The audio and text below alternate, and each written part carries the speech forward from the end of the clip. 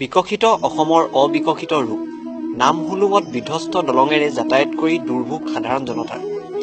নিৰ্বাচন আহে আৰু যায়, কিন্তু নিৰ্বাচনৰ পূৰ্বে বিভিন্ন নেতাপালি নেতাই দিয়া প্ৰতিশ্ৰুতিসমূহ বাস্তৱত কাৰ্যকৰী হৈ নুঠে। কিয়নো গ্ৰামাঞ্চলৰ এইসমূহ বিধ্বস্ত দলঙেই তাৰ জ্বলন্ত উদাহৰণ। প্ৰথমে মন কৰক এই দৃশ্যলৈ। এখন দলঙৰ শোচনীয় ৰূপ। দলং নহয়, যেন মৰণ ফান্দহে।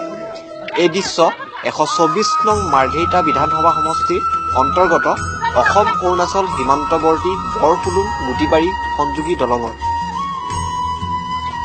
নিতৌ গাঁৱৰ লোকসকলৰ পৰা আৰম্ভ কৰি স্কুল কলেজৰ ছাত্ৰ ছাত্ৰী পাৰ হয় এই দলঙেদি। দলংখনৰ এই শোচনীয় ৰূপত কাণসাৰ নাই স্থানীয় বিধায়কৰ। বহুবাৰ আবেদন নিবেদন কৰিও গাঁওবাসীয়ে নাপালে এখন দলং।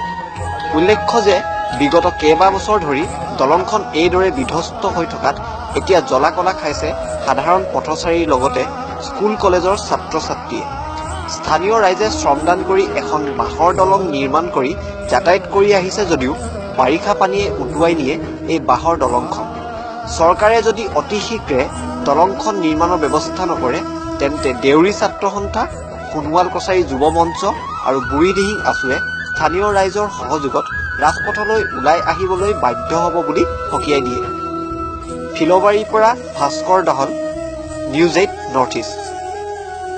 আজি আপোনালোকে চাওক, নামহুলুং আৰু গুটিবাৰী সংযোগী যিখন দলং বৰ্তমানলৈকে এতিয়ালৈকে 50-60 বছৰ আগত এই গাঁওখন স্থাপিত হোৱা, কিন্তু এতিয়ালৈকে এই গাঁৱৰ ৰাইজে পৰিৱৰ্তনকামী চৰকাৰখনে যি আমাক আশা দেখুৱাইছিলে সেই আশাত ফেঁচা পানী ঢালি আজি পৰ্যন্ত এই দলংখন নিৰ্মাণ কৰি দিয়া নাই।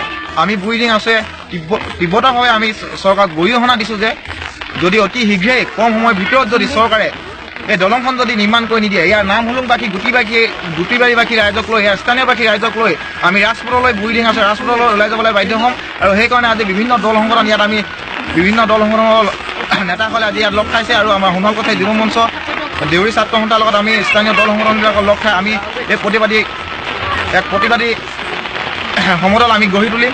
চৰকাৰক এই স্থানৰ পৰাই, এই মজিয়াৰ পৰা আমি এই কথাটো সকীয়াই দিব বিচাৰিছোঁ।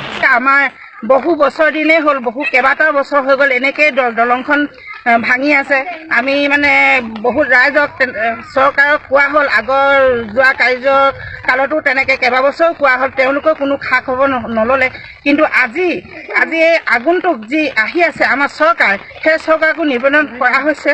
কৰাৰ স্বত্তেও তেওঁলোকে কোনো খবৰ এটা লোৱা নাই। কিন্তু এই ৰাস্তাটো ইমানেই উপযোগী ৰাস্তা হৈছে যে 2খন পঞ্চায়ত আমাৰ সংযোগ হৈ আছে।